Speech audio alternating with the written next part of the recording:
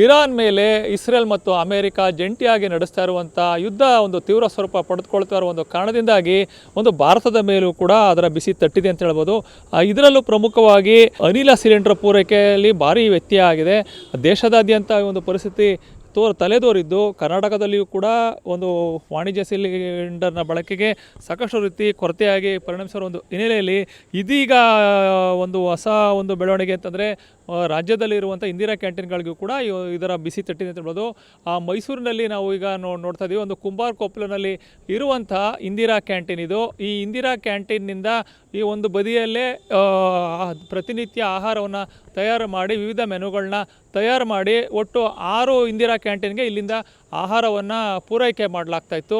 ಆದರೆ ಇದೀಗ ಈ ಅಡುಗೆ ಅನಿಲ ಸಿಲಿಂಡರ್ ಕೊರತೆ ಆಗಿರೋ ಒಂದು ಕಾರಣದಿಂದಾಗಿ ಇಂದಿರಾ ಕ್ಯಾಂಟೀನ್ನಲ್ಲಿಯೂ ಕೂಡ ಆಹಾರ ಪೂರೈಕೆಯಲ್ಲಿ ಸಾಕಷ್ಟು ಒಂದು ರೀತಿ ವ್ಯತ್ಯಯ ಆಗಿದೆ ಅಂತ ಹೇಳ್ಬೋದು. ಇಂದು ಕೇವಲ ಒಂದು ಹೊತ್ತಿಗೆ ಆಗೋಷ್ಟು ಮಾತ್ರ ಆಹಾರವನ್ನು ತಯಾರಿಸಿ ಕಳಿಸಿದ್ದಾರೆ. ಆದರೆ ನಾಳೆಯಿಂದ ಸಿಲಿಂಡರ್ ಬಂದರಷ್ಟೇ ಆಹಾರವನ್ನು ತಯಾರಿ ಮಾಡಿ ಒಂದು ಪೂರೈಕೆ ಮಾಡೋದಕ್ಕೆ ಸಾಧ್ಯ ಆಗುತ್ತೆ ಅನ್ನೋದು ಮಾತನ್ನು ಇಲ್ಲಿ ಇಂದಿರಾ ಕ್ಯಾಂಟೀನ್ ಮೇಲ್ವಿಚಾರಕರಾಗಿರುವಂತಹ ಸ್ವಾಮಿ ಅವರು ನಮ್ಮ ಜೊತೆ ಮಾತನಾಡ್ತಾ ಸಂದರ್ಭದಲ್ಲಿ ತಿಳಿಸಿದರು. ವಾಣಿಜ್ಯ ಬಳಕೆಯ ಸಿಲಿಂಡರ್ ಲಭ್ಯವಾಗದಿದ್ದರೆ ನಾವು ಇಲ್ಲಿಂದ ಆಹಾರವನ್ನು ತಯಾರು ಮಾಡಿ ಪೂರೈಕೆ ಮಾಡೋದಕ್ಕೆ ಸಾಧ್ಯವಾಗೋದಿಲ್ಲ ಅನ್ನೋದು ಸ್ಪಷ್ಟ ಮಾತನ್ನು ಅವರು ಕೂಡ ಹೇಳಿದ್ರು. ಒಟ್ಟಾರೆಯಾಗಿ ಈ ಒಂದು ಯುದ್ಧದ ಒಂದು ಪರಿಣಾಮ ಯಾವ ರೀತಿ ದಿನದಿಂದ ದಿನಕ್ಕೆ ತೀವ್ರತೆ ಪಡೆದುಕೊಂಡು ಜನಸಾಮಾನ್ಯರಿಗೆ ತಡ್ತಾ ಇದೆ ಅನ್ನೋದಕ್ಕೆ ಕೂಡ ಈ ಇಂದಿರಾ ಕ್ಯಾಂಟೀನ್ನಲ್ಲಿ ಈಗ ಆಹಾರ ಲಭ್ಯ ಆಗದೆ ಇರೋದು ಕೂಡ ಒಂದು ಪ್ರಮುಖ ಕಾರಣ ಅಂತ ಹೇಳ್ಬೋದು.